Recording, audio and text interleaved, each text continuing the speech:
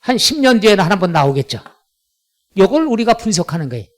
그래서 앞으로 어떤 단원들 할 때 결석하지 말아야 되겠다. 이런 걸 알 수 있겠죠.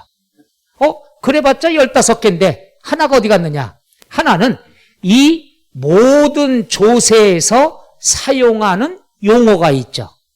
그 용어를 다룬 게 뭐가 있느냐. 조세에 관한 총론이다. 이론 총점이다 이거죠. 여기서 한 문제가 출제가 됐다는 얘기죠. 그래서 올해 출제된 분포도가 이렇게 됩니다. 그러면 이걸 가지고 우리가 개강 첫날에 분석까지 해주는 사람이죠. 그리고 오늘 내년에 이것만 나올 가능성이 높습니다 하고 개강 때부터 전 시험 대비만 들어가는 거예요. 그럼 작년하고 대비를 하자 이거죠. 작년에는 요게 3문제가 나왔어요. 그 딱 한 문제 나왔어. 그 다음에 작년에 3문제 나왔어요. 2문제. 한 문제 나왔어요. 올해는 2문제. 요거는 똑같고 얘도 똑같고 얘는 안 나왔다가 나온 거고 종합소득세 안 나왔다고 여기 5개고. 그래서 5, 6, 9, 10, 13, 16이 이렇게 작년에 나온 거예요. 그럼 비교 한번 해볼까요? 저는 매년 강의 내용이 다릅니다. 그리고 우리끼리 얘기할게요. 꼭 공부하세요. 작년에 출제된 건 연속 출제가 거의 안 돼요. 그럼 얘 크게 비중이 없다는 얘기죠. 이러다가 나오면 하는 불안한 생각도 있지만 이제 그런 건 없어요. 왜? 매번 하다 보니까 확률적으로 되거든. 만약에 이건 안 나올 겁니다. 하지만 강의는 해요. 비중을 가면서 시험 다가오면서 안 나올 건 빼버린다는 얘기죠. 그래서 시험 보기 바로 전에 특강하는 게 엑기스예요. 이번 시험도 그랬고요. 그래서 얘는 비중이 없고 그 다음에 얘도 나올 확률이 없고 얘는 나오고 종부세는 1문제, 재산세 3문제, 등록면허세는 올해 2문제 나왔지만 내년엔 1문제 정도로 단순하게 나옵니다. 그럼 취득세가 몇 문제 나오겠죠? 3문제. 그럼 총론도 1문제가 아니라 2, 3문제가 나올 수가 있겠죠. 그래서 조세 총론, 취득세, 그 다음에 재산세, 양도소득세 요거 위주로 공부하시면 되죠. 그래서 총론, 그 다음에 취득세, 그 다음 재산세, 그 다음 양도소득세 이것만 하더라도 8, 11, 14개 정도가 되는 거니까. 등록면허세하고 종부세라고 하는 건 1문제뿐이 안 나오지만 얘는 보너스 과목이에요. 무조건 맞추고 들어가요. 이게 앞으로 1년간 배울 게 이거예요. 이렇게 표시가 되면 헷갈리니까 비중이 없는 것들은 이렇게 직춘하면 남는 건 요거죠. 남는 건 하나, 둘, 셋, 넷, 5. 앞으로 조세는 몇 개만 배운다고 그랬죠? 5개만 1년 내내 배우는 거예요. TBCF에 별이 5개 있잖아요.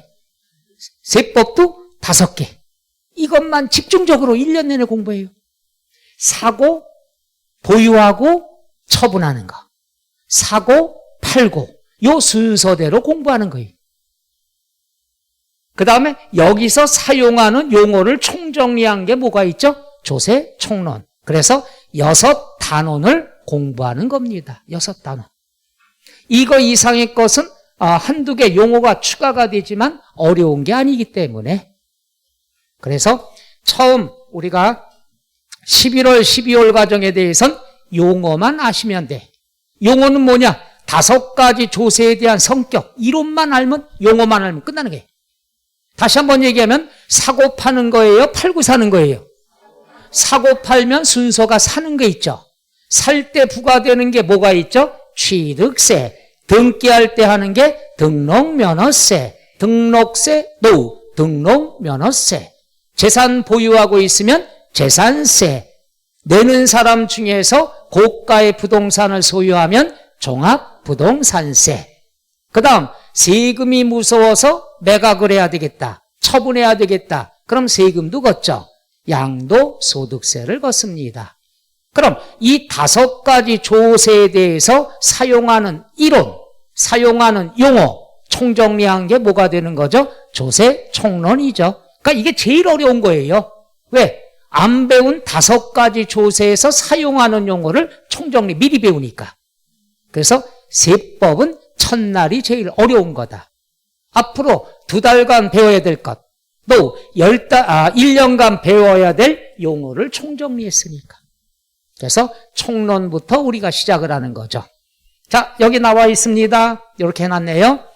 다시 한번 얘기하지만 우리가 신경 써야 될 게 조세 총론, 그 다음에 양도소득세, 종합부동산세, 취득세, 등록면허세, 재산세, 지역자원은 오래간만에 나왔으니까 한 10년 뒤에나 다시 출제가 되겠죠. 무시해버리면 돼.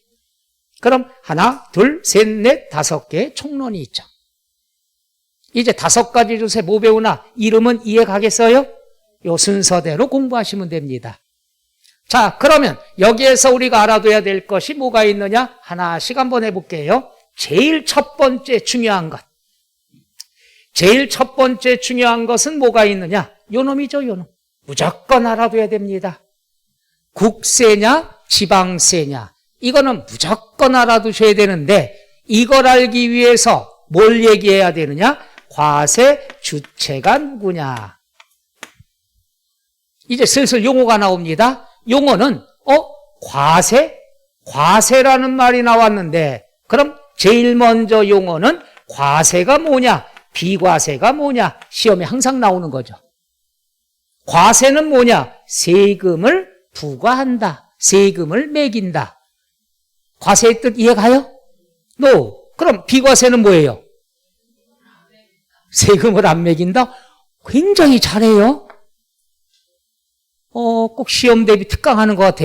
대답을 너무 잘하니까. 이게 끝까지 이어졌으면 좋겠어요. 그죠? 그럼 세금을 부과하지 않는다. 비과세. 과세. 세금 매긴다. 비과세. 세금 안 걷는다. 그럼 물어볼게요. 과세가 좋아요? 비과세가 좋아요? 아주 이럴 줄 알았어. 여러분 다 처음 시험 보는 분들이네. 비과세, 과세가 있는데요. 세무서에서 또는 지방자치단체에서는 세금을 많이 거들라고 그럴까요? 적게 거들라고 그럴까요? 이거 꼭 끝까지 기억해야 돼. 무조건 정부나 지방자치단체는 세금을 많이 거들라고 그래. 과세가 원칙이야. 과세가 원칙. 근데 비과세를 한다는 건 세금을 많이 거들라고 하는데 비과세는 세금을 안 걷는 거야. 말이 앞뒤가 안 맞잖아요. 과세가 원칙인데 이런 경우는 세금을 안 걷겠다 이거야. 그럼 이런 경우라는 게 시험의 조건이죠. 야, 세금은 과세가 원칙이야. 그런데 비과세되는 예외사항이 있다. 그럼 어떨 때 비과세 해주느냐? 비과세 요건이 시험 문제가 되는 거죠. 미리 얘기하건대 비과세에 관한 것은 매년 출제가 됩니다. 얘가 여기서 나올지 몰라서 그런 거지. 비과세 꼭 나와요. 과세도 나오고 비과세도 꼭 나와. 아주 내가 예언을 할게. 내년 시험에 틀림없이 나옵니다. 과세되는 것은 비과세되는 것은. 그럼 과세가 원칙인데 비과세하는 건 딱 하나예요. 세법에서 비과세되는 건 딱 하나. 짠할 때. 3가지. 짠할 때. 이럴 때만 비과세 걷는 거야. 짠하지 않으면 과세가 원칙이에요. 근데 여러분 뭐예요? 짠하다는 건 뭐냐 하면 좀 말이 좀 험악한데 내가 망했어요. 짠해 안 짠해? 그럼 뺏긴 부동산은 양도소득세 안 내요. 앞으로 배울 거예요.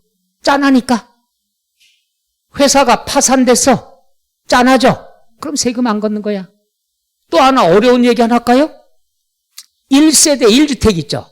한 가족이 집이 하나 있어. 근데 이걸 갖다가 팔았어. 집이 하나뿐이 없는데 오죽하면 팔았겠어요. 무주택자가 되는 건데. 그럼 짠하니까 과세 비과세? 바로 그게 양도소득세 1세대 1주택 비과세라는 어려운 시험 문제예요. 그러니까 외우지 말고 여러분이 판단해. 짠하다 아니다 이거는 여러분이 판단할 수 있어 없어? 앞으로 세법은 판단 능력에 따라 달라져요. 외우면 한도 끝도 없어. 1세대 1주택 양도 비과세, 파산 비과세, 정신